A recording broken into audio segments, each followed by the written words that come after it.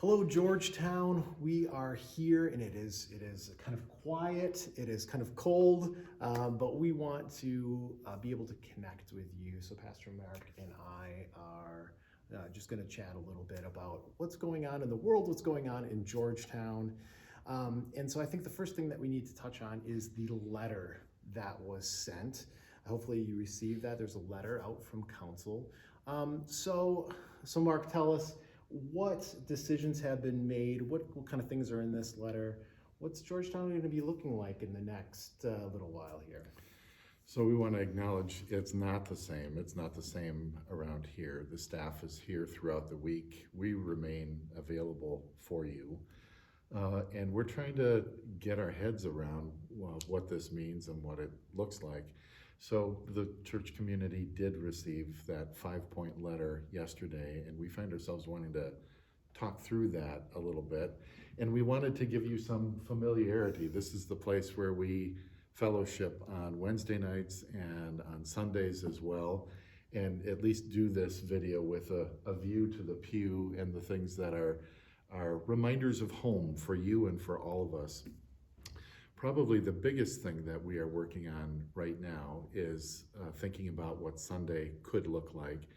And throughout the week, the staff is working this week in consultation with Jack to piece together something that's worship-like, that this will be a YouTube link, and it will be sent out on Sunday morning. And there'll be a meditation. This week there'll be a children's message. There will be some prayers, there'll be some music, and while we can't be together, it will be reminders of what makes Sunday meaningful for all of us. How about your area of ministry? Yeah, so the decision was made that we are going to end Wednesday evening and Sunday morning gatherings for at least the next 3 weeks until April. That means for Turning Point, we're essentially concluded. We may look at a gathering in the spring. We're holding that loosely, depends how things happen. With youth group, our next penciled activity is in the middle of April, and that will be kind of the next thing that we pick up. But again, it depends on developments a little bit, and we're just taking, not panicking, but taking seriously the recommendations for our health and safety. But for now, events in the building here and small groups are postponed. Postponed or suspended. Suspended, yeah. So we are trying to do some of our team meetings via video, and we're trying to see what that will look like over the next few weeks.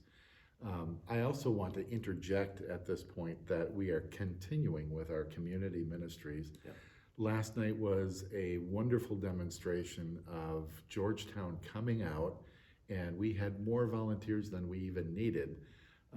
Volunteers who said community ministries are important, we need to be there, we're not going to shy away, we're going to engage. So kudos to Georgetown. A second kudos is I'm looking over in this direction because where our mailboxes were, we had a bunch of the blue Meyer bags that were filled with groceries and toiletries, and Love in the Name of Christ needed to come today with a trailer to pick up all of the good things that you donated. So thank you for remaining engaged with Georgetown's life and ministry together. We're all adapting, and it's not comfortable, it's not easy, but we're trying to be there for each other and the community. Second, I've encouraged our shepherding team to do whatever we can to ramp up checking in with folks via phone or text. Some of you may have already experienced some of that. We recognize that we are more than Wednesday night and more than Sunday. The bonds, the pathways, the bridges that we have with one another are not just tied to a day of the week. They are relational connectedness, and these are the times in which we can work on those connections and try and make them stronger.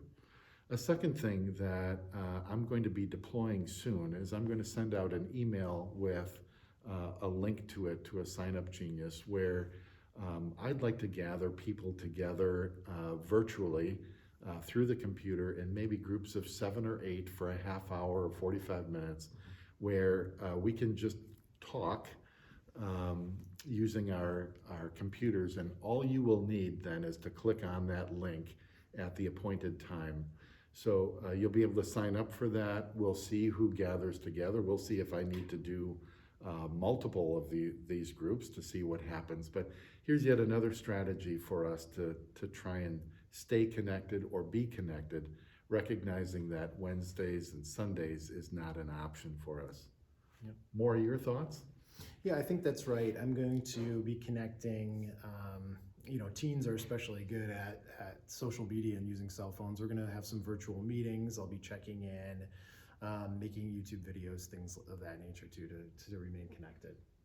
So I think in this season, there's there's all kinds of new things happening, new decisions being made. Every day, a couple times a day. Sometimes by the hour. And, we've been chatting a little bit about what fresh opportunities does this provide? Kids are home from school. Sometimes that can be a little wearing, but it also provides really opportunities for interactions and conversations that otherwise we may be missing. So I would encourage parents and kids and teens to say,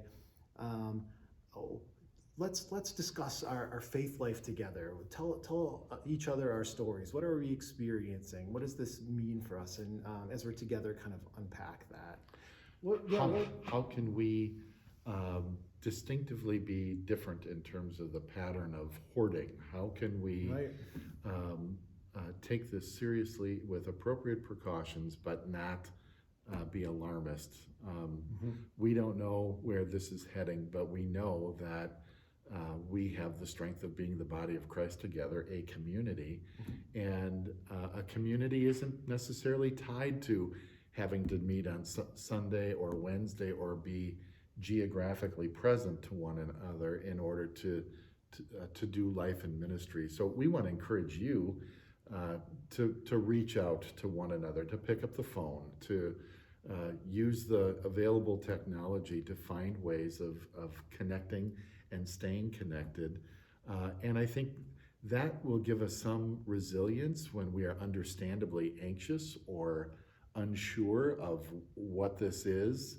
Whenever our routine is violated, it throws us off. So if you're feeling that way, it's understandable.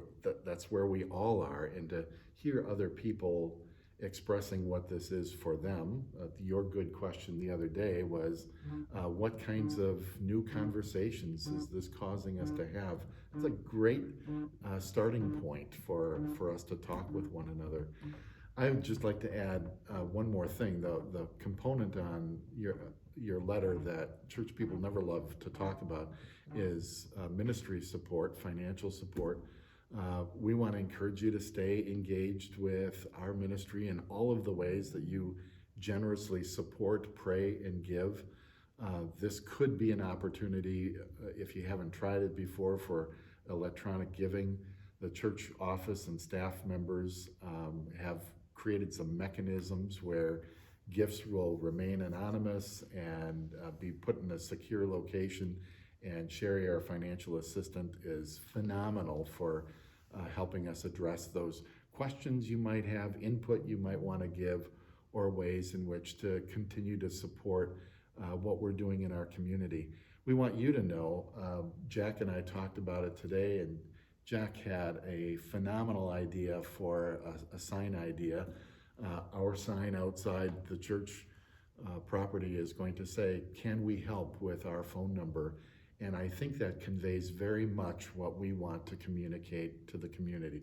We want to take this seriously, but we also want to take our call seriously. Yep. And these kind of occasions can bring out the worst in people, but we are seeing in Georgetown's life, it bring out the best in folks. And that's what we want to perpetuate. We will be honest with you all along. And staff during the week has said, don't be surprised if you begin to hear more communication from us via email and video format like this, where we just have some new touch points with you as congregation. Over.